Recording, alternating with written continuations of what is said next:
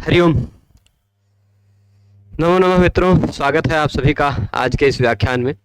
हम सभी लोग लघु सिद्धांत कौमुदी पढ़ रहे हैं और लघु सिद्धांत कौमुदी पढ़ते हुए अब तक ईकारांत पुल्लिंग शब्दों में हम चल रहे हैं। ईकारांत पुल्लिंग शब्द में बहुश्रेयसी, प्रधि इत्यादि शब्दों को देख लिया। अब आज दो तीन शब्द देखते हैं। ईकारांत समाप्त कर देंगे, क्रोष्टु शब्द भी आ जाएगा। क्रोष्टु शब्द के कुछ अंश आज पढ़ लेंगे, प्रयास करेंगे। तो सबसे पहले यहां देख पा रहे होंगे आप कि पिछले व्याख्यान में जो हमने अंतिम सूत्र पढ़ा था गतिश्च। वह गतिश्च सूत्र क्या कहता है कि प्रा आदि जो है ना, प्रा आदि जो है उन यदि क्रिया से युक्त हो। देखिए ये दो शब्दों की अनुवृत्ति आती थी पिछले सूत्र से आप जानते हैं इन दो शब्दों की अनुवृत्ति आ रही थी। एक तो प्रादयः और फिर एक तो उपसर्गाः क्रिया योगे से क्रिया योगे की। ठीक है, प्रादयः क्रिया योगे। तो क्रिया से जुड़े होने पर प्र आदि जो हैं वो प्र आदि उपसर्ग तो हैं ही, पर साथ ही साथ उनको गतिश्च, गति भी कहा जाता है। वो उपसर्ग तो है ही, साथ ही साथ गति भी है। ठीक है, तो अब एक ये गति की बात काहे आई, यहां क्यों आई, गति की क्या आवश्यकता पड़ गई। सीधे सीधे ईकारांत स्त्रीलिंग शब्द चल रहा था, चलने देते। तो ईकारांत स्त्रीलिंग शब्द में अंत में आने वाले ई के स्थान पर दो प्रकार की स्थितियां होते हुए आपने देखा। एक ईकारांत स्त्रीलिंग शब्द, एक ईकारांत पुल्लिंग शब्द जितने भी हैं वो सभी यदि प्रत्यय का पहला वर्ण व्यंजन वर्ण है तो एक जैसे चलते हैं, उनका रूप कुछ नहीं बदलता। पर यदि प्रत्यय का पहला वर्ण स्वर वर्ण है तो ही स्वरूप में कुछ बदलाव आता है। और वह जो बदलाव है वो दो तरह का हमने देखा।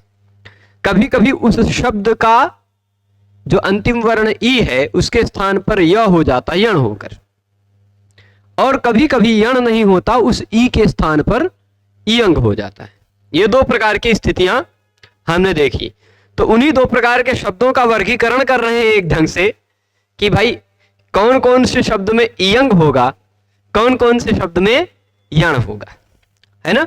तो दो सूत्र मुख्यतः हमने पढ़े थे, अचिष्णु धातु भ्रुवाम विभोर इयंग उवंगौ, ये इयंग और उवंग करने के लिए, और फिर एरनेकाचो संयोग पूर्वस्य, यह यण करने के लिए। जो शब्द है वह अनेकाच हो, उस शब्द का अंतिम वर्ण, उस शब्द के अंत में कोई धातु दिखाई पड़ रही हो, अनेकाच यानी अनेक स्वर वर्ण उसमें हो, ऐसा कोई शब्द हो, उस शब्द के अंत में कोई धातु दिख रही हो और उस धातु के अवयव में कोई संयोग न हो। असंयोग के बाद जो ई है उस ई के स्थान पर यण हो जाता है यदि उसके तुरंत बाद अजादि प्रत्यय हो तो। ये इयंग उवंग को रोकने के लिए था। पर अचिष्णु धातु भ्रुवाम योर इयंग उवंगो जो था सूत्र, प्रत्यय का पहला वर्ण अच हो तो स्नु के, धातु के और भ्रू के ई उ के स्थान पर इयंग उवंग हो जाता था। ये बात जानी थी। अब इसी में यह आवश्यकता क्यों पड़ी, क्योंकि हमने जाना था कि धातु की स्थिति में धातु के ई उ के स्थान पर यदि धातु में संयोग नहीं है तो ई के स्थान पर विशेष करके एरनेकाचो लग जाता है। वहां अचिष्णु धातु भ्रुवाम योर इयंग उवंगो का बाध हो जाता है, मतलब उसको रोक ले जाता है वो। तो यण न हो इसलिए गति संज्ञा की आवश्यकता पड़ी। यण न हो, क्या कहा इस वार्तिक ने कि अगर धातु अंत में है उस शब्द में, पर वह गति पूर्वक है या कारक पूर्वक है। ठीक, गति पूर्वक है या कारक पूर्वक है तब यण कर दीजिए, कोई दिक्कत नहीं। आपने इससे पहले गति का मतलब क्या है, प्र आदि 22 आपने देखा। प्रधि में धी एक धातु का स्वरूप था, संयोग पूर्व नहीं था, वह गति पूर्वक यानी प्रपूर्वक था, उसके पूर्व में गति थी। तो वहां हमने यण किया, प्रध्यु प्रध्या इत्यादि रूप बनाया, है ना। हमने कारक पूर्वक एक ग्रामम नयति, ग्रामम नयति इति ग्रामणी जो शब्द बना था, वह ग्रामणी में जो ग्राम है वह कारक है, कर्म कारक है ना। ग्रामणी में जो ग्राम है वह कर्म कारक है। तो कारक पूर्वक का भी हमने देख लिया, पर यह क्या कह रहा है, गति पूर्वक और कारक पूर्वक से इतर, गति कारकेतर पूर्व पद से यण न इष्यते। गति कारक, गति और कारक इन दोनों से भिन्न यदि पूर्व पद दिखाई पड़ रहा हो, गति और कारक से भिन्न यदि पूर्व पद दिखाई पड़ रहा हो तो यण नेष्यते, यण नहीं हो पाता। यानी जो एरनेकाचो संयोग पूर्वस्य सूत्र यण कर रहा था, उसकी मर्यादा को बांधने के लिए यह सूत्र आ गया। एरनेकाचो संयोग पूर्वस्य यण तो करता है, पर वह यण केवल गति पूर्वक है या कारक पूर्वक है तो ही कर पाए, उससे इतर में तो यण न इष्यते, यण नहीं हो पाता। और यण नहीं हो पाता तो क्या होता है, अचिष्णु धातु भ्रुवाम को कोई नहीं रोक पाता। ई होता तो उसके स्थान पर इयंग, उ होगा तो उसके स्थान पर उवंग हो जाए। उ होगा तो वहां तो उवंग की ही ज्यादातर प्रासंगिकता है उ होने पर ई होने पर ही समस्या है। शब्द का अंतिम वर्ण ई हो तो ही समस्या है कि यण की प्राप्ति होने लग जाती है। ठीक है, चलिए। तो गति और कारक से इतर पूर्व पद हो तो यण नहीं हो पाता। जैसे उदाहरण दे रहे हैं, शुद्ध धी, शब्द क्या है, शुद्ध धी। इसमें क्या है, शुद्धा धी यस्य सह, शुद्धा धी यस्य सह। यहां जो शुद्धा है यह एक प्रकार का विशेषण है। क्या है, विशेषण है। यह कारक नहीं है, गति और कारक से इतर है। गति तो है ही नहीं, गति तो प्र आदि 22 ही है। ये प्र आदि 22 से अलग है ना। शुद्ध, शुद्ध जो है ये प्र आदि 22 से अलग है, और प्र आदि 22 से ही अलग नहीं है, यह कारक से भी अलग है। कारक मतलब कर्ता कर्म करण संप्रदान इत्यादि से अलग। वह ग्रामम नयति में ग्रामम कर्म था। यहां शुद्धा थी यस्य सह में शुद्धा एक विशेषण है। विशेषण होने के कारण, कारक से इतर होने के कारण, गति और कारक से इतर पूर्व पद यहां है। तो ऐसे यहां देख लीजिए, इवर्णांत है, अनेकाच भी है, इसके पूर्व में संयोग भी नहीं है ई के। तो एरनेकाचो संयोग पूर्वस्य से जो यण हो रहा था वह यण नेष्यते, वह यण नहीं हो पाएगा। पहले प्रत्यय का जब सु प्रत्यय लगाएंगे तो शुद्ध धी आप बना लेंगे। सु प्रत्यय लगाने पर सु का स बचाकर ससजशो रू से रू कर लेंगे। सब जब भी सु प्रत्यय जब भी लगता है तो सु प्रत्यय में से स ही बचता है। ऊ की उपदेश जन्मराशि की सहित संज्ञा होती है, तस्य लोपा से लोप होता है ना। और यह जो बचा है स, उसके स्थान पे ससजशो रू से रू होता है, रू का र बचता है। रू में जैसे सु में स बचा वैसे रू में र बचेगा, और उस र के स्थान पर खरवस आने और विसर्जनी यहां से विसर्ग हो जाएगा। ठीक है, तो शुद्ध धी विसर्ग हो गया, शुद्ध धी बन जाएगा ना। तो औ प्रत्यय जब लगा तभी समस्या आई। औ प्रत्यय लगा तो बहुत सारे नियम लग रहे थे, पर उनमें अंततो गत्वा एरनेकाचो संयोग पूर्वस्य पर आप पहुंचे थे कि शब्द का अंतिम वर्ण ई हो। शुद्ध धी में अंतिम वर्ण ई है। ठीक, हाँ, कैमरे की क्वालिटी थोड़ा ठीक नहीं, धीरे धीरे ये क्लास चलते चलते अपने आप ठीक हो जाएगी। कुछ कुछ ठीक हो रहा है धीरे धीरे। तो जिन लोगों को अभी शुद्ध धी नहीं लिखा हुआ दिख रहा होगा, अब कुछ समय बाद दिखने लगेगा। ठीक है, तो शुद्धा धी, ये शुद्ध धी है। यहां पर क्या है, औ प्रत्यय लगा है। देखिए इवर्णांत है, इवर्णांत है, अनेक अच है, इसमें उ भी है, अ भी है, ई भी है ना, अनेकाच है। और इस ई से तुरंत पूर्व में संयोग नहीं है, तो ए रहने का जो संयोग पूर्व से कहेगा कि ई के स्थान पर यण कर दो, यानी यह कर दो, यह होने लगा। लेकिन गति कारक इतर पूर्व पद से यण नेष्यते ने कहा कि गति और कारक से इतर में कुछ पूर्व पद में, गति और कारक से इतर कुछ पूर्व पद में हो तो यण नेष्यते, यण नहीं हो पाता, तो यण नहीं हो पाएगा। यण नहीं होगा तो फिर किसकी बारी आ जाएगी? अचिष्णु धातु भ्रुवाम योर यंग, वह कहेगा ई के स्थान पर इयंग और उ के स्थान पर उवंग कर देता है, तो ई के स्थान पर इयंग करेगा, इयंग में से ई बचता है, अ और न की, अ की उपदेश जनुनासिक इत से इत संज्ञा और न की हलंत्यम से इत संज्ञा, ठीक है, ई बचता है। तो यह, अब ये ध्यान रखिएगा, शुद्ध धी शब्द जो है, इस शुद्ध धी शब्द में इयंग होगा, क्या होगा? इयंग कब? यदि प्रत्यय का पहला वर्ण अच है तो यदि प्रत्यय का पहला वर्ण अच है तो सभी जगह अचिष्णु धातु भ्रुवाम योर यंग से क्या हो जाएगा? इयंग होगा ना सभी जगहों पर, और इयंग होकर यह ई जो था वह ई के रूप में बदल जाएगा, तो शुद्ध धी हो जाएगा ना। और प्रत्यय जोड़ दीजिए, स्वर वर्ण वाला प्रत्यय इसमें जोड़ते जाइए, बनता जाएगा, आसान है। यदि प्रत्यय का वर्ण व्यंजन है, प्रत्यय का पहला वर्ण व्यंजन है, तब तो आप केवल प्रत्यय जोड़ते जाइए, शुद्ध धी भ्याम, शुद्ध धी भी, शुद्ध धी भ्याम, शुद्ध धी भ्यः, खाली स को विसर्ग करते जाइएगा, बन जाएगा ना। तभी देख लीजिए, शुद्ध धियौ बन गया। औ प्रत्यय ना होकर, चलिए मान लीजिए यदि प्रत्यय व्यंजन वर्ण वाला है तो शुद्ध धी में सीधे सीधे जुड़ेगा, और प्रत्यय का पहला वर्ण अगर स्वर वर्ण है तो ई के स्थान पर इयंग हो जाएगा, तो शुद्ध धी बन जाएगा।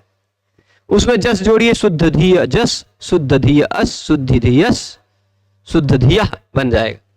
जस लगने पर इयंग होगा ही, है ना। अम लगेगा तो शुद्ध धीयम, है ना।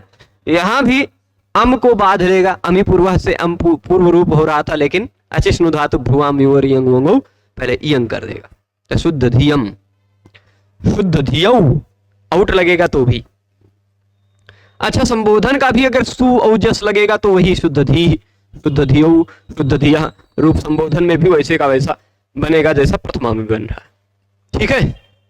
और अम आउट लगाकर देख लिया, शस लगा तो भी शस में से भी बचता है अस, जोड़ लीजिए शुद्ध धियस, स को रुत्व विसर्ग हो गया शुद्ध धिया, ठीक है। यहां भी वैसे ही।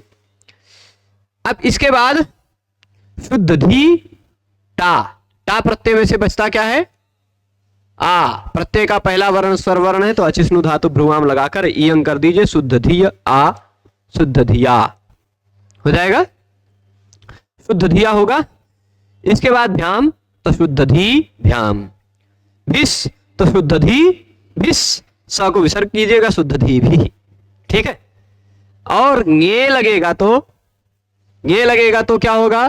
गे में से बचता है ए, लशक को तद्दिते से ङ की संज्ञा हो जाती है, तस्लोपा से लोप हो जाता है, शुद्ध धी ए, अचिष्णु धातु भ्रुवाम योर यंग से इयंग हो जाएगा, तो शुद्ध धी ए बन जाएगा, तो शुद्ध धिये, ठीक। तो इतनी बात स्पष्ट है, शुद्ध धिये। फिर उसके बाद भ्याम भ्यस, शुद्ध धी भ्याम, शुद्ध धी भ्यः, ठीक है। फिर इसके बाद ngसी और गस प्रत्यय लगेगा, तो ngसी और गस में भी तो अस बचता है, ngसी और गस में भी अस ही बचता है, जोड़ दीजिए अचिष्णु धातु भ्रुवामी और यंग से इयंग करके, शुद्ध धिय अस, शुद्ध धियस, शुद्ध धिया, 5 जगह पर यह रूप बनेगा शुद्ध धिया, है ना, 5 जगह पर, संबोधन में, प्रथमा में और द्वितीया में, बहुवचन में, इन तीनों जगह पर बहुवचन में बनेगा ना। जस, जस प्रथमा का जस लगेगा तो भी अस बचा, संबोधन का जस लगा तो भी अस बचा, और द्वितीया का सस लगा तो भी अस बचा, पंचमी का ngसी लगा तो भी अस बचा, और षष्ठी का ngस लगा तो भी अस बचा। इन 5 जगहों पर अचिष्णु धातु भ्रुवाम योर यंग से इयंग हो जाएगा, तो अशुद्ध धी जो ई था वह शुद्ध धिय बन जाएगा, शुद्ध धिय अस, शुद्ध धियस, शुद्ध धिया बन जाएगा। 5 जगहों पर शुद्ध धिया रूप बनेगा। स्पष्ट है। अब नस के बाद बारी आएगी, वो भ्याम भ्यस में आप जोड़ लीजिएगा, शुद्ध धी भ्याम, शुद्ध धी भ्या। ओस की बारी आएगी, गस के बाद बारी किसकी आएगी? ओस। तो ओस भी जोड़िए, ओस भी उसी तरह जोड़ लीजिए। देखिए, प्रत्यय का पहला वर्ण यदि स्वर वर्ण है तो ईयंग होगा, उसको कोई नहीं रोक पाएगा, ईयंग होगा ना। और ईयंग हो जाएगा तो शुद्ध धीय ओस, शुद्ध धियोस, शुद्ध धियो। स को सु से रू कीजिएगा, रू का र बचेगा, खरबसाने और विसर्जनीय से उसको विसर्ग कर लीजिएगा। शुद्ध धियो ओस, ये सप्तमी में भी ओस लगेगा तो भी शुद्ध धियो। अब षष्ठी का आम लगा तो शुद्ध धी आम, शुद्ध धियाम, ये भी बन जाएगा। ठीक है। और फिर उसके बाद अगर सीरियल से देखते आ रहे हैं तो आसान है। गी लगा तो ई बचा, जोड़ लीजिए, शुद्ध धी बनाना, शुद्ध धी, शुद्ध गे राम नद्याम निभ्या नहीं लग पाएगा क्योंकि यह तो ना तो नदी संज्ञा है इसकी, ना तो आप प्रत्ययांत है, ना तो नी शब्द है। हाँ, ग्रामणी में नी शब्द था, नी शब्द में नी था, इसलिए गे राम नद्याम निभ्या लग गया था। बहुश्रेयसी की नदी संज्ञा थी, इसलिए वहां गे राम नद्याम निभ्या लग गया था। यहां नहीं लगेगा, गी का ई बचेगा, ई वैसे का वैसा रह जाएगा। और शुद्ध धी, अचिष्णु धातु भ्रुमाम योर यंग वंगो से यंग हो जाएगा तो शुद्ध धी ई, शुद्ध धी बन जाएगा ना। अब इसके बाद शुद्ध धियो और शुद्ध धीषु, मूर्धन्य श कर लीजिएगा आदेश प्रत्यय से, सुप प्रत्यय के स को, क्योंकि प्रत्यय शब्द का अंतिम वर्ण इण अथवा कवर्ग हो, शब्द का अंतिम वर्ण इण अथवा कवर्ग हो तो उसके बाद आने वाले आदेश और प्रत्यय का अवयव जो दंत स है उसको मूर्धन्य श हो जाता है। ऐसा आदेश प्रत्यय नियम में आपने पढ़ा हुआ। ठीक है, स्पष्ट है। कैमरे जी धीरे धीरे साफ हो रहे हैं, इसका धीरे धीरे उनका क्षेत्र कम हो रहा है ब्लर वाले का। चलिए, तो यहां तक पहुंच गए। अब शुद्ध धियो शब्द हो गया, शुद्ध धी शब्द हो गया, यहां खाली शुद्ध धियो एक का लिख दिया बस, यहां नहीं होता उसका उदाहरण दे दिया। अब अगला जो सूत्र आता है सुधी। आपने कहा चलो भाई, यदि धातु है अंत में, शब्द का अंतिम वर्ण ई है, तो वह गति पूर्वक होगा या कारक पूर्वक होगा तो ही अण हो पाएगा, है ना। ये जाना। तो प्रधि हमने देखा था, पर प्रधि शब्द की तरह प्र उपसर्ग न लगा हो, सु लगा हो तो सुधी हो, तो आपको पहली नजर में लगेगा कि ये जो सुधी शब्द है यह प्रधि शब्द से एकदम समान है, लगेगा ना, है कि नहीं। पर सुधी शब्द का रूप और प्रधि शब्द का रूप अलग अलग बनेगा। कैसे? यह सूत्र आ जाएगा, न भू सुधियो, न भू सुधियो। ये क्या कह रहे हैं? भू शब्द हो, क्या हो? भू। भू का मतलब भू वाले उदाहरण वर्षा भू इत्यादि शब्द आएंगे कुछ, ठीक। बाध्यबाधक भाव, अपवाद इत्यादि कितने हैं, किसके क्या क्या अपवाद हैं, इस पर ध्यान देते जाइएगा। पहली बात तो अचिष्णु धातु भ्रुवाम विभोर इयंग वंगो ने कहा कि कैसा भी ई हो, कैसा भी ऊ हो, उसके स्थान पर इयंग वंग हो जाएगा। फिर एर ने काचो संयोग पूर्व से ने कहा कि अगर अंतिम वर्ण ई है, अनेकाच है वह, और पूर्व में संयोग नहीं है तो यण होगा। फिर उसको गति कारक इतर पूर्व पद से यण निश्चित ने कहा कि नहीं भाई यण नहीं होगा, गति और कारक से इतर पूर्व पद हो तो शुद्ध धी बन गया अलग। अब सुधी शब्द हम देख रहे हैं, चलो गति वाला देख रहे हैं, एक गति में प्रधि देखा वो अलग है, और शुद्ध धी बिना गति वाला था, शुद्ध शब्द गति नहीं था, इसलिए वह अलग बना। पर सुधी शब्द देखा, यह सुधी शब्द जो देखने जा रहे हैं यह भी शुद्ध धी की तरह बनेगा, प्रधि की तरह नहीं। क्यों? क्योंकि उसका कारण है न भू सुधियो। दो शब्द बता रहे हैं, भू अगर अंत में दिखाई पड़ रहा हो ऐसा कोई शब्द हो, या फिर सुधी शब्द हो, भू हो या सुधी हो, तो ऐसे इन दो शब्दों के बाद यदि प्रत्यय का पहला वर्ण अच हो, एतयो यानी इन दोनों शब्दों के बाद, इन दोनों शब्दों की के ऊ के स्थान पर या ई ऊ के स्थान पर, इन दोनों शब्दों के ई ऊ के स्थान पर, सुधी के ई और भू के ऊ के स्थान पर यण नहीं हो पाता। आप कहेंगे ऊ के स्थान पर यण कैसे हो रहा था? ऊ के स्थान पर भला यण कहां प्राप्त हो रहा था, है कि नहीं? अभी तक तो हम ई के स्थान पर ही यण कर रहे थे। ऊ के स्थान पर यण की बात कहां से आई? तो वो आएगी, है ना, आएगी, आगे वो सूत्र आएगा भाई। कुछ कुछ जगहों पर ऊ के स्थान पर भी यण होता है, वो प्रसंग आएगा, अभी मैं आपको दिखा ही देता हूं। बहुत ज्यादा सूत्र नहीं बचे इसमें, देख लीजिए। ये एरने काचो संयोग पूर्वस्य के बाद का सूत्र है ओह सुपी। वो कहा था एह, ये कह रहा ओह। एह का मतलब इवर्ण के स्थान पर, ये ओह में कह रहा उवर्ण के स्थान पर। ठीक, तो ये भी अगर संयोग पूर्वक ना हो तो ही, संयोग पूर्वक ना हो, धात्वयव संयोग पूर्वो न भवति या उवर्ण, वो इवर्ण की बात कर रहा था, ये उवर्ण की बात कर रहा है। तो एरने काचो की तरह ही यह सूत्र है ओह सुपी। तो ये ऊ के स्थान पर यण कर रहा था, तो ऊ के स्थान पर जो भविष्य में यण करने वाला जो सूत्र आने वाला है ओह सुपी, उसका ये निषेध कर रहे हैं। कौन?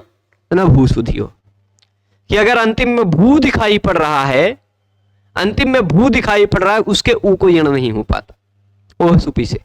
ठीक, और सुधी शब्द में जो ई है उसके ई को यण नहीं हो पाता एरने काचो संयोग पूर्वस्य सूत्र से।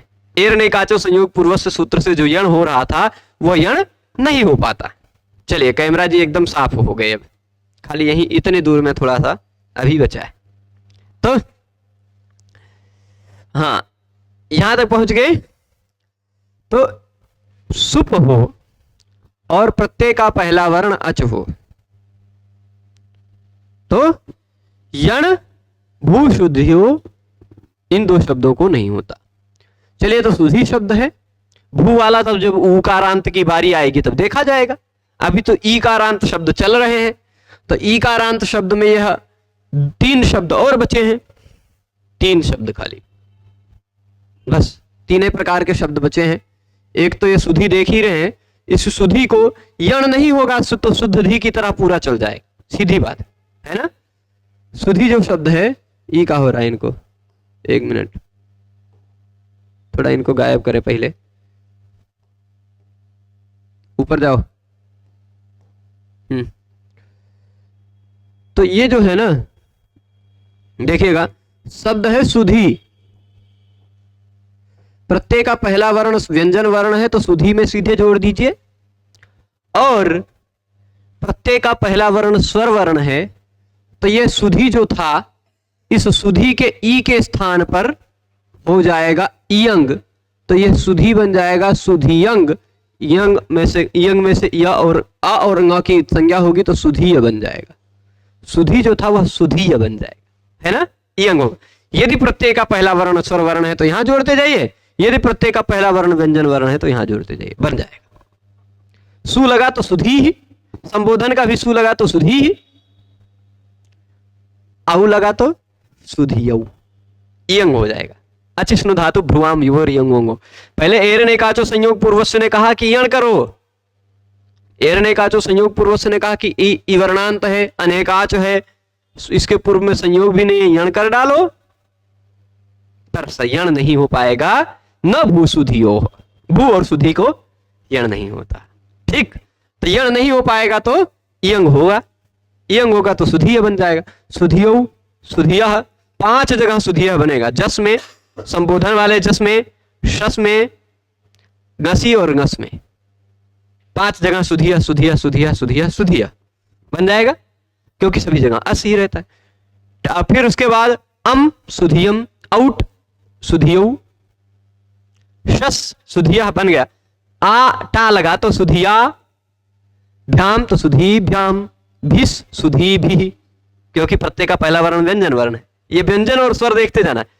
गे तो सुधिये, भ्याम सुधी भ्याम, भ्यस तो सुधी भ्यः, गसी और गस में सुधिया सुधिया, भ्याम भ्यस में सुधीभ्याम सुधीभ्य, ngस के बाद ओस की बारी आई सुधियोह, आम सुधियाम, सुधियाम हो जाएगा, सुधीय में जोड़िएगा, नाम नहीं होगा क्योंकि ह्रस्व नद्यापनुट नहीं लग पाएगा। क्यों? क्योंकि अंतिम वर्ण ना तो ह्रस्व है, ना तो नदी संज्ञा है, ना तो आप प्रत्यय लगकर बना हुआ शब्द है। ह्रस्व नदी आप होने पर ही नुट आगम होता है। तो सुधियाम सुधी यंग होगा और ई गी प्रत्यय का ई जुड़ेगा, ओस जुड़ेगा तो सुधियो, सुप जुड़ेगा तो सुधीषु। ये सातों विभक्तियों में सुधी शब्द एकदम शुद्ध धी शब्द की तरह बनेगा, ये प्रधि की तरह नहीं बनेगा।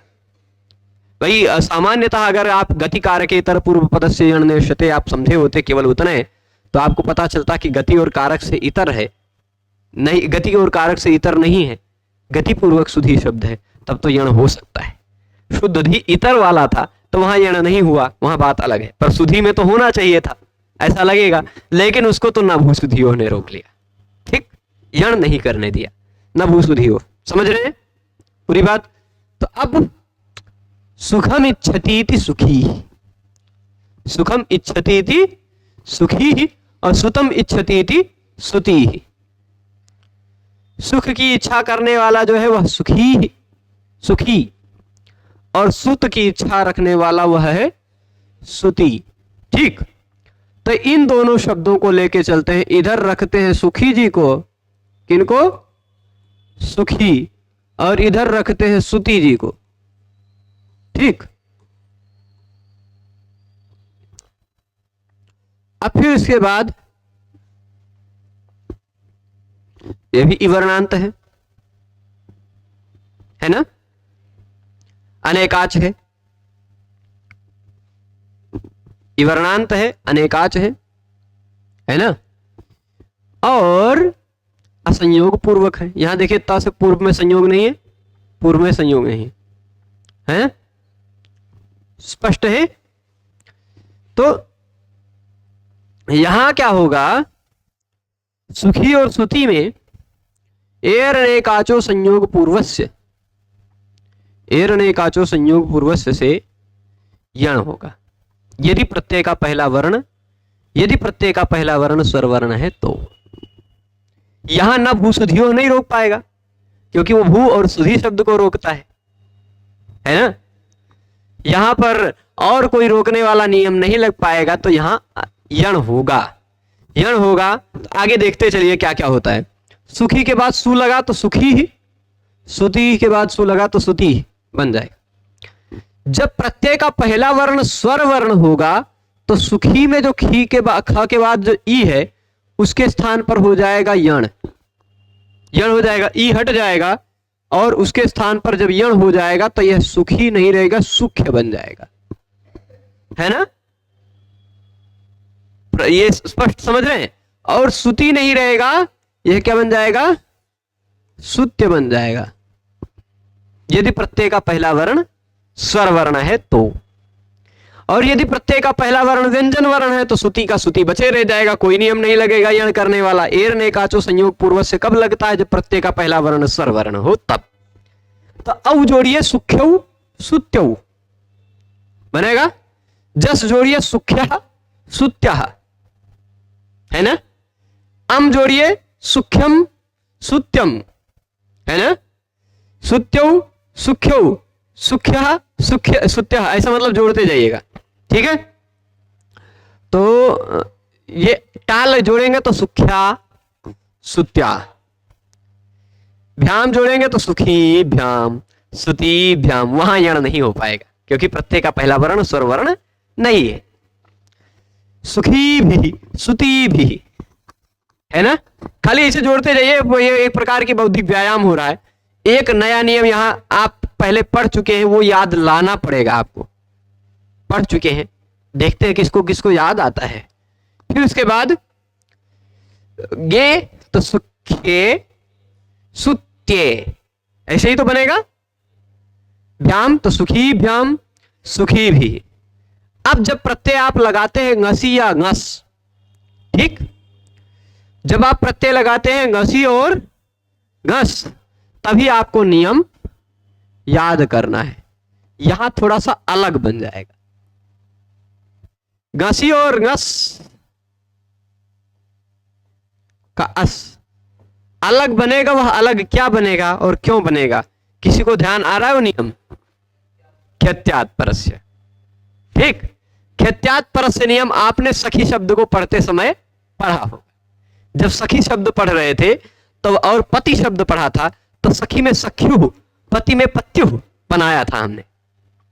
वो ख्यत्यात् परस्य क्या कहता है कि खी हो या खी हो। क्या 4 प्रकार के शब्द बताए थे हमने कि खी हो या फिर खी हो, ठीक, या फिर ती हो पति की तरह, या फिर ती हो सुती की तरह। यदि इनको यण आदेश हो गया है, यदि इनको यण आदेश हो गया तो खी के स्थान पर क्या हो जाता है? ख्या, है ना। और ती के स्थान पर क्या हो जाता है? यण आदेश होकर त्या। तो ख्या और त्या के पर में, ख्या और त्या के पर में घसी और घस का आ रहा हो। क्या बता रहे हैं? ख्या और त्या के पर में घसी और घस का आ रहा हो। सभी का आ के बात नहीं कर रहे हैं, इसलिए जस में यह नियम नहीं लगा, इसलिए शस में यह नियम नहीं लगा। घसी और घस का आ रहा हो तो उस आ के स्थान पर ऊ हो जाता है। घसी घसो हो आता ऊ। क्या वृत्ति में लिखा था? खीति खीति शब्दाभ्याम खीति शब्दाभ्याम कृत यणादेशाभ्याम परस्य घसी घसो रत ऊ। घसी और घस के स्थान पर ऊ हो जाता है। ख्यत्यात् परस्य से आप सखी शब्द को पढ़ते समय वहां खोज लीजिए, मिल जाए। ठीक है, पढ़ चुके, समझे हैं। तो आ के स्थान पर उस सूत्र ने कहा कि भाई आ के स्थान पर ऊ कर दीजिए। घसी और घस के आ के स्थान पर ऊ हो जाएगा तो यह अस नहीं रह जाएगा, उस हो जाएगा। तब जोड़ लीजिए सुख्युस सुत्युस, है ना। सक और शुरू से रू करके विसर्ग कर लीजिएगा। सुख्यु सुत्यु बन जाएगा। ये देख लीजिए यहां लिखा है, ये देखिए इतना बना लिया, सुखी ही सुती ही बनाया।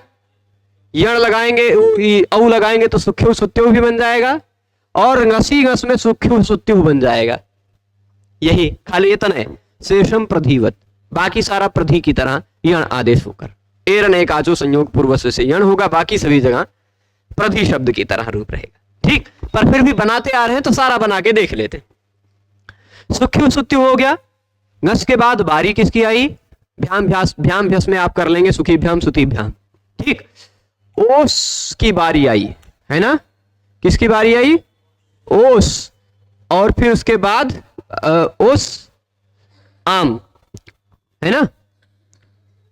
तो भाई ओस लगाएंगे तो सुख्योस, आम सुख्यो बन जाएगा।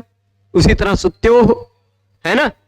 फिर आम लगाएंगे तो सुख्याम सुत्याम, आम जोड़ दीजिएगा खाली। घी लगाएंगे तो सुखी, है ना, सुखी। या में ई की मात्रा चढ़ जाएगा, घी का ई बचेगा, ये जोड़ लीजिए सुखी। और उसी तरह सुती सुती ती, तो या ई ती ती ऐसा बोलना पड़ेगा जैसा लग रहा है ती बोल रहे हैं, पर ती नहीं बोल रहे, ती ती, तो या ई ती, 3 वर्ण है। ठीक, सुखी सुती। ठीक, थोड़ा सा ये हो जाएगा। ओस जोड़ेंगे तो सुख्योस सुत्यो, और सुप जोड़ेंगे तो सुखीशु सुतीशु बन जाएगा। तो ये सुखी और सुती शब्द भी समाप्त हो गए, शेषम शेषम प्रधिवत। अब इस तरह से ई जिसके अंत में आ रहा हो ऐसा प्रत्येक शब्द समाप्त हो गया। क्या आ रहा हो अंत में? ई। अब बारी आई आ खत्म हो गए, ई भी खत्म हो गए, बारी आई ऊ। ऊ शब्द, ऊ जिसके अंत में आ रहा हो, ऐसे भानु शंभु इत्यादि शब्द है ना पुल्लिंग में। तो वहां पहला शब्द दे रहे शंभु हरिवत।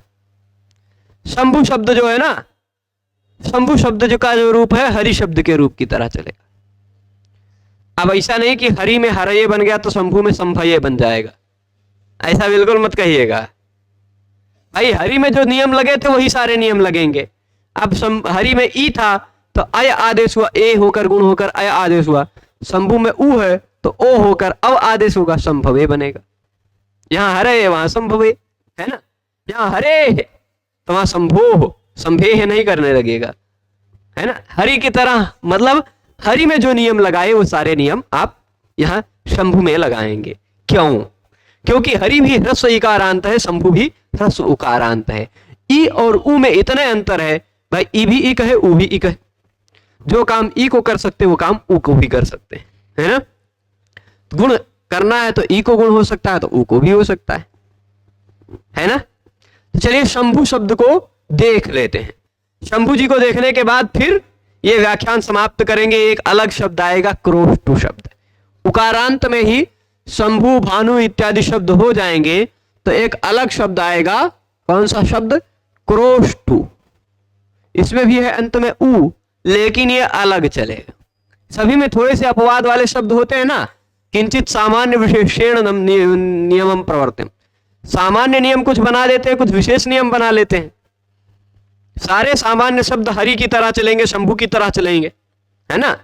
पर कुछ अलग शब्द हैं जैसे क्रोष्टु, कुछ दो चार शब्द अलग अलग हैं, उनको अलग बता दिया। बाकी सारे सामान्य नियम चला लीजिए सब जगह, है ना। तो शंभु शब्द को लेते हैं। चलिए हरि की तरह ही चलाइएगा। हरि शब्द की सिद्धि जिसने की है या जिसने नहीं की है देख ले।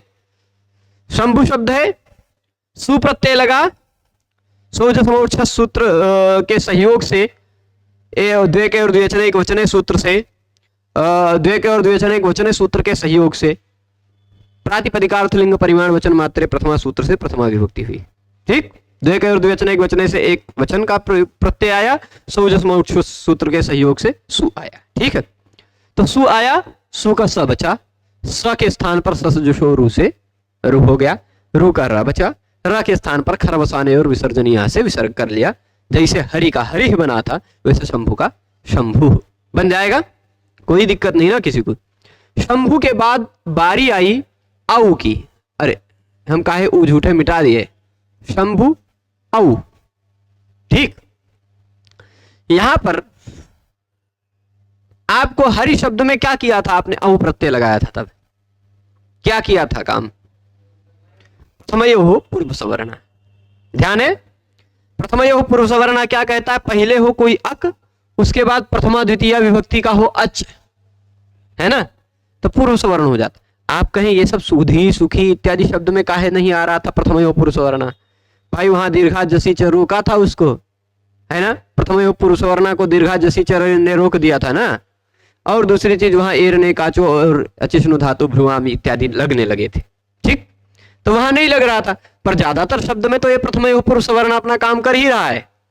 अंतिम में अ आ इ ई उ ऊ इत्यादि हो, दीर्घ ना हो तो। ठीक, अ इ उ इत्यादि हो तो। अब उ है तो प्रथमयोः पूर्व सवर्ण ने कहा अक हो पहले, उसके बाद प्रथमा द्वितीय का अच हो तो पूर्व वर्ण का सवर्ण दीर्घ हो जाता है। पूर्व वर्ण का सवर्ण दीर्घ हो जाता है। अब पूर्व वर्ण क्या है? उ, उसका सवर्ण दीर्घ। उ का सवर्ण दीर्घ कितना होता? उ के कितने सवर्ण है? तो 18।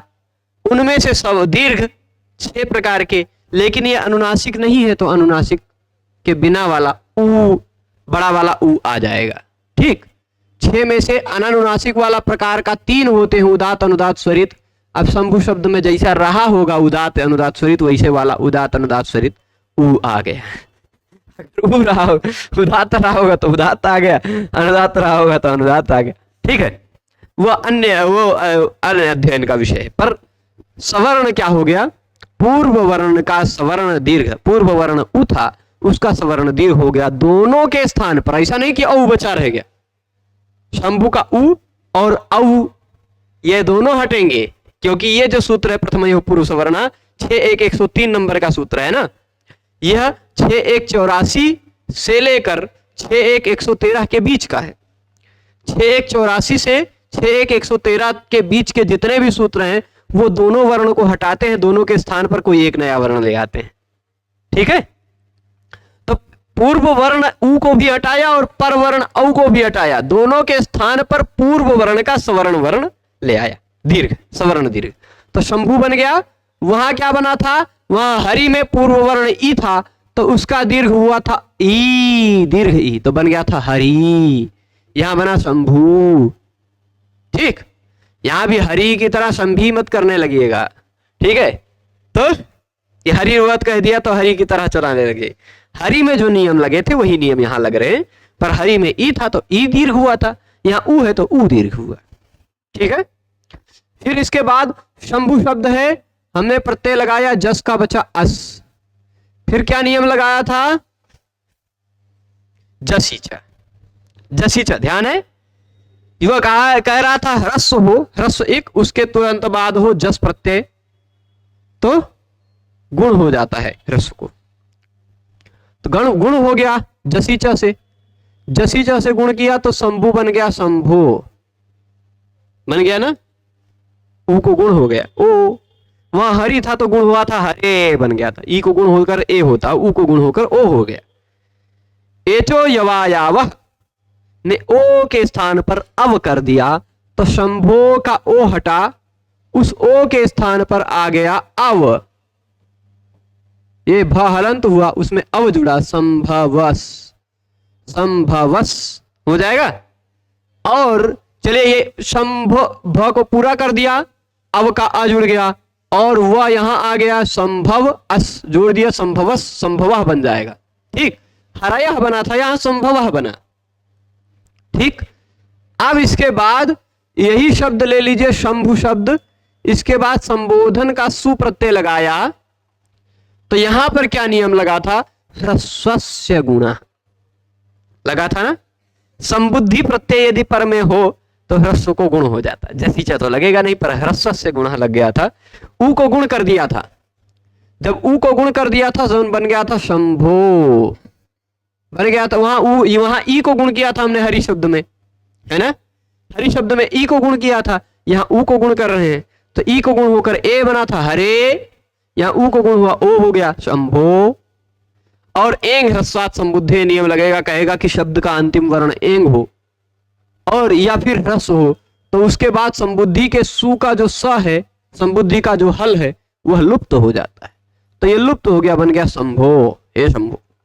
औ लगेगा तो शंभु दीर्घ ऊ हो जाएगा, जस लगेगा तो संभवा, जसीचा से गुण होकर एचो यवायावा से अब आदेश होकर संभवा, यहां भी बन जाएगा, संबोधन में भी। अब आ जाते हैं हम द्वितीया में। द्वितीया में भी प्रत्यय यहां क्या है, शब्द क्या है शंभु, प्रत्यय क्या लगा अम। कौन सा नियम लगाया आपने, कौन सा नियम लगाया? अमी पूर्वा, पहले हो अक, उसके तुरंत बाद अम का अच हो तो दोनों के स्थान पर पूर्व वाला बचता है, तो उ और अ के स्थान पर पूर्व वाला उ बचा, बन गया शंभुम, बन गया। जैसे हरि था तो हरिम, राम था रामम, ठीक, शंभुम बन गया। आउट लगाएंगे तो वहां भी प्रथमयो पूर्व सवर्णा से पूर्व सवर्ण दीर्घ होगा, शंभु बन जाएगा। आउट में भी जैसे औ में बना वैसे आउट में भी। फिर इसके बाद लगेगा शस प्रत्यय, शस में से बचता है अस। प्रथमयो पूर्व सवर्णा जी, इस अस के और इस ऊ के दोनों को कर देंगे क्या, दीर्घ, है ना। इस अस के आ को और इस ऊ को दोनों को कर देंगे प्रथमयो पूर्व सवर्णा जी, दीर्घ कर देंगे तो शंभु अस, शंभूस, शंभूस हो जाएगा। और पूर्व सवर्ण दीर्घ के ये देखिए उ और अ, इन दोनों में से पूर्व वाला जो उ है वह बचेगा, उ और दीर्घ होकर बचेगा। पूर्व सवर्ण दीर्घ के बाद यदि शस का स आता हो, पूर्व सवर्ण दीर्घ के बाद यदि शस का स आता हो तो उसके स्थान पर हो जाता है न, है ना। तस्मात् शसो न, पुंसी से न हो गया, बन गया शंभून। हरि शब्द में बना था हरिन, यहां बन गया शंभून, ठीक। अब फिर इसके बाद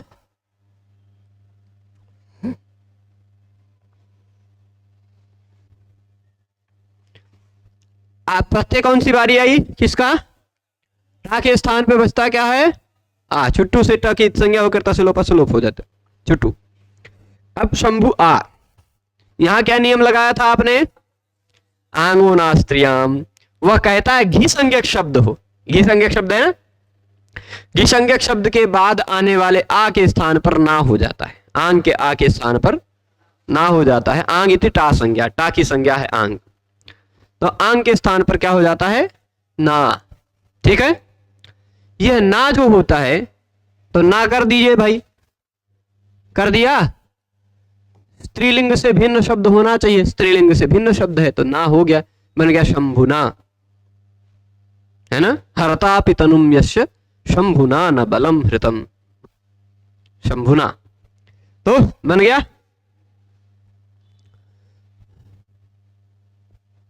इसके बाद बारी आई भ्याम, तो शंभुभ्याम। भिस प्रत्यय का पहला वर्ण व्यंजन है तो कोई व्यंजन और स्वर में कोई बहुत विशेष संधि होती नहीं है, पूर्व स्वर में और बाद के व्यंजन में।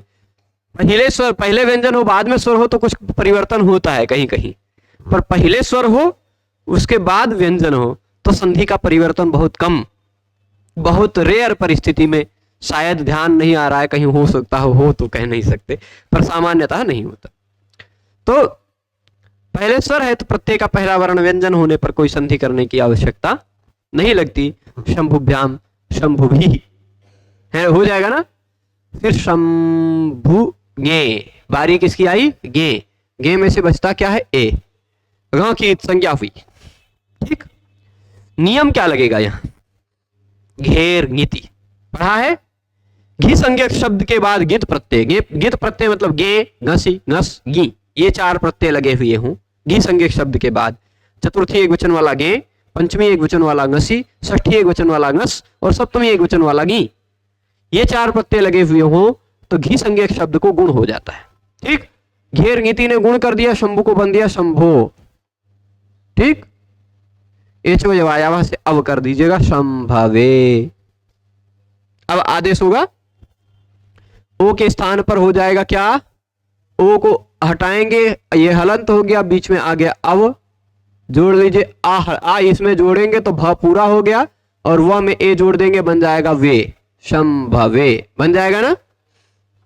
फिर इसके बाद भ्याम जोड़िएगा, शंभुभ्याम, भ्यस जोड़ेंगे तो शंभुभ्यः, है ना। घसी और घस प्रत्यय जोड़ते हैं एक साथ, घसी और घस का बचता है अस, है ना, शंभु अस हो गया। फिर यहां घेर नीति ने कहा गुण करो, करेंगे तो ऊ को हमने कर दिया गुण, शंभु को बना दिया शंभो, घसी घसोश्च नियम पढ़ा होगा। घसी घसोश्च क्या कहता है, पहले हो एंग, क्या हो, पहले एंग हो, उसके तुरंत बाद घसी और घस का अ हो, एंग हो उसके तुरंत बाद घसी और घस का अ हो, तो एंग और घसी घस के अ में पूर्व रूप हो जाता है, यानी पूर्व वाला बचता है, ठीक। तो पूर्व वाला हमने बचा लिया, ओ संभोष, सा को विसर्ग कर लीजिए, ओ ई का है गायब सा होने लगा है, कैमरे में नहीं दिख रहा था, तो संभोष सा को विसर्ग कर लीजिए, शंभोह, जैसे हरि का हरे हुआ था यहां शंभु का शंभोह हो जाएगा, ठीक है। इतनी बात तक पहुंच गए। अब चलिए शंभु शब्द के बाद हम प्रत्यय लगाते हैं ओस, भ्याम भ्यस में तो आप शंभुभ्याम शंभुभ्यः कर लीजिएगा, कुछ नहीं करना है उसमें। फिर इसके बाद प्रत्यय लगा लेते हैं हम कौन सा, ओस, तो शंभु ओस, ओस के स्थान पर ओस में बन जाएगा क्या, यहां एको यणची लग जाएगा ना, ओसीच इत्यादि लगेगा नहीं, क्यों, क्योंकि ओसीच शब्द का अंतिम वर्ण अ होने पर लगता है, यहां शब्द का अंतिम वर्ण ई है तो ओसीच लगेगा नहीं। ऊ के स्थान पर इको यणची जी लगेंगे, ऊ के स्थान पर कर देंगे व, भ हो गया आधा, व हो गया आधा, तब देख लीजिए भ ये श लिखा पूरा, उसके बाद म लिखा पूरा, भा में से ऊ हट गया है तो भ भी हो गया आधा, वह है वो आधा है ये है, पर उसमें ओ जुड़ जाएगा ओस का और बन जाएगा शंभुओस, ठीक, शंभुओस। और इस स के स्थान पर सजो रू से रू करेंगे, पद का अंतिम वर्ण होने के कारण रू का र बचेगा, उस र के तुरंत बाद कोई वर्ण नहीं है, अवसान है, इसलिए खरवसाने और विसर्जनी यहां से उसके स्थान पर विसर्ग हो जाएगा, बन जाएगा संभोह, ठीक है।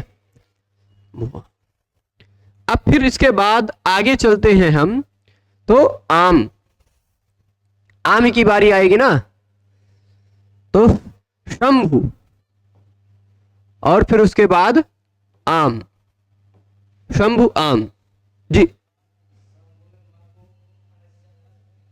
मां को, हाँ कोई कोई आपत्ति नहीं है, अनचिचा लगा सकते हैं, अनचिचा से डबल म भी करते हैं, बहुत सारे ऐसे शब्द हैं। पर अनचिचा जो नियम है ना वैकल्पिक है, और भाषा का मुख्य उद्देश्य है हमारी बोलने में सौकर्य, बोलने में सुकरता, बोलने में जो आसानी से बोला जा सके वो बोल सकते हैं। विकल्प से सम भोस डबल म वाला भी बोल सकते हैं आप, कोई दिक्कत नहीं है, क्योंकि अच है उसके तुरंत बाद अनच है, अच के बाद यर, यर के बाद अनच, तो अनचिचा लगेगा, ठीक है। पर वो विकल्प से होता है, विकल्प से जो काम होता है उसमें आप करना न करना इन दोनों पर स्वतंत्र हैं, ठीक है। तो अब शंभु आम, ठीक है, शंभु आम हुआ। यहां पर ह्रस्व नद्यापो नुट, क्यों? शब्द का अंतिम वर्ण ह्रस्व है, तो ह्रस्व नद्यापो नुट से आम को नुट आगम होगा, तो आम को जब नुट आगम होगा तो आम बन जाएगा नुट आम, और नुट में से बचता है खाली न, तो आम बन जाएगा नाम, बन जाएगा ना। और नाम ही एक सूत्र है, नाम ही, वह कहता है नाम से पूर्व में आने वाले ह्रस्व स्वर वर्ण को दीर्घ कर दीजिए, तो ह्रस्व जो ऊ था वह दीर्घ हो जाएगा, बन जाएगा शंभु नाम, ठीक है, शंभु नाम, ठीक। इसके बाद बारी आई किसकी? गी, बारी किसकी आई? गी की, तो शंभु ई। यहां क्या नियम लगेगा? अच्छघे, ध्यान है, अच्छघे। वो दो काम करता था, क्या दो काम? घी संज्ञक शब्द के बाद किसके? घी संज्ञक शब्द, घी संज्ञा किसकी होती है? से घी, जिसके अंत में ह्रस्व ई आ रहा हो या ह्रस्व ऊ आ रहा हो, इससे कि घी संज्ञा होती। तो घी संज्ञक शब्द के बाद आने वाले गी के स्थान पर औ करता था, आने वाले गी के स्थान पर औ करता था, और घी संज्ञक शब्द के अंतिम वर्ण के स्थान पर अत च अ भी कर देता था। तो ऊ के स्थान पर आ कर दिया, ऊ हट गया, आ जुड़ गया, तो संभव बन गया, ठीक, शंभव औ, वृद्धि रेचि से वृद्धि कर लीजिए, बन जाएगा शंभव, है ना। हरि था तो हरऊ, शंभु था तो शंभव, भानु था तो भानऊ, गुरु था गुरऊ। इसीलिए ये शब्द में श्लेष है, देखिए, विधौ,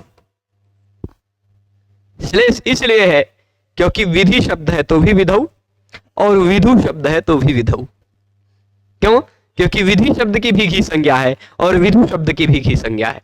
घी संज्ञा होने के बाद घी प्रत्यय जब लगेगा तो घी संज्ञक के अंतिम वर्ण ई होगा तो भी आ हो जाएगा, उ होगा तो भी आ हो जाएगा, अच्छघे नियम लगता है, ठीक है। तो आ होकर शंभु बना लेंगे ना। फिर अब बारी आई ओस, शंभुओस, ये को अच्छी कर लीजिएगा। और सुप, तो शंभु, सुप का सु, इण है, इण के बाद दंत स आ रहा है तो उसके स्थान पर मूर्धन्य श हो जाएगा, शंभु बन गया। तो शंभुर हरिवत तक आप पहुंच गए हैं। एवं भानुवादयः, इसी तरह भानु इत्यादि जितने भी, भानु, गुरु, विधु इत्यादि जितने भी ह्रस्व उकारांत शब्द हैं वो इसी तरह चलेंगे। एक इस तरह इसका अपवाद शब्द है क्रोष्टु शब्द, वह क्रोष्टु शब्द हम भानु शब्द को भी कल बताएंगे इसी तरह जल्दी, और फिर क्रोष्टु शब्द को विस्तार से पढ़ेंगे। क्रोष्टु शब्द में कुछ नए नियम पढ़ने पड़ेंगे आपको, त्रिज्वत क्रोष्टु, और फिर विभाषा तृतीयादिशचि, वहां विकल्प नियम से लगेंगे, वो सब क्रोष्टु शब्द में हम पढ़ेंगे, ठीक है। तो अभी आज यही रोकते हैं। सभी लोग पूरे व्याख्यान में जुड़े रहे, उसके लिए सभी को बहुत बहुत धन्यवाद। नमो नमः।